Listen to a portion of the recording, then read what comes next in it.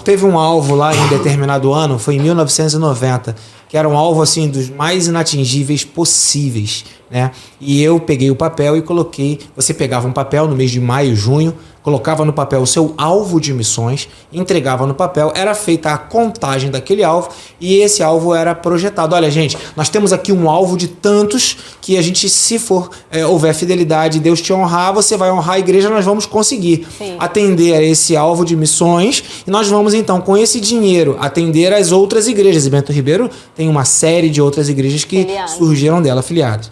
E aí eu fiz esse alvo e entreguei, e passou maio, passou junho, passou julho, passou agosto, passou setembro, não tinha dado nada. E o alvo grande, você não é fiel naquelas pequenas coisas, e aquilo me incomodando muito. Em dezembro eu fui mandado embora. Eu trabalhava numa empresa de carro na época e eu tinha um salário legal, a empresa fechou e o que eu tinha como indenização era um carro.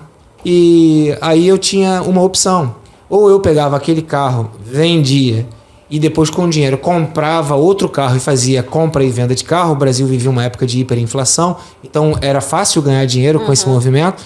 Ou eu dava o alvo de missões.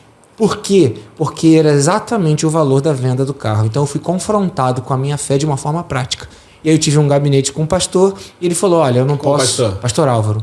Eu não posso dizer para você o que você tem que fazer, Ângelo, mas eu acredito que Deus é um Deus fiel. Eu era jovem, né? 8, 9, eu nasci em 68, 21. Então você tá todo ali naquela expectativa, o que vai ser de mim, o que eu vou fazer, eu quero crescer, eu quero viajar, eu quero comprar, é o meu futuro, enfim. E o que aconteceu? Ele falou, olha, o que a gente pode fazer é orar. E se caso, eu falei, olha só, eu tô desempregado, vence o aluguel, agora no início do mês eu não tenho nem dinheiro para pagar o aluguel. Ele falou que a gente pode fazer é acionar o DASE e a gente te dá uma bolsa de alimentação e a gente vai tentando ver como é que faz. Mas eu creio na fidelidade de Deus. Oramos, eu fui embora. E eu vendi o carro, peguei o dinheiro, entreguei tudinho na igreja. Fiquei sem ter o que pagar. Me lembro que eu morava no Meier, na rua Santos Titara, e eu morava numa casa que era aquela meia água que tem no fundo das casas. Eu morava nos fundos, na frente morava o proprietário. E aí o que aconteceu? Chegou o dia do aluguel, eu não tinha dinheiro. Aí passou uma semana, aí eu conversei lá com o Alex, né? O Alex na época me adotou, e eu falei para ele, Alex, eu preciso sair da minha casa porque eu tô com vergonha de chegar, que eu tô devendo o aluguel. Então, tu tem como me adotar? Eu fui morar na casa do Alex, porque eu não tinha dinheiro para pagar o aluguel.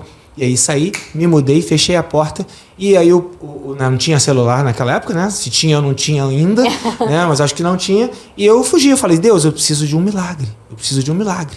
O Senhor disse que se eu tivesse fé, eu veria a glória de Deus, e eu fiz o que eu podia, agora eu estou na tua mão. Passou o primeiro, passou o segundo, passou o terceiro mês, nada. No quarto mês, e eu não sei o que Deus faz com a gente, que leva a gente até o nosso limite da fé. No quarto mês, o que aconteceu? Eu fui chamado para trabalhar numa loja, na época uma loja de carros importados, né? E o meu primeiro salário, 4 meses depois de desempregado, ter dado a oferta, foi o quê? Foi 3 vezes o valor da oferta que eu tinha dado. E Deus não só me honrou a fé, como me restituiu tudo aquilo que eu estava devendo. Eu fui no proprietário, paguei os meses de aluguel tudo de uma vez, abençoei a vida do pessoal que me segurou. E de lá para cá, de 89 até 2003, eu não tive dificuldade financeira em hora nenhuma. Amém. Deus tem me honrado, sempre tem sustentado.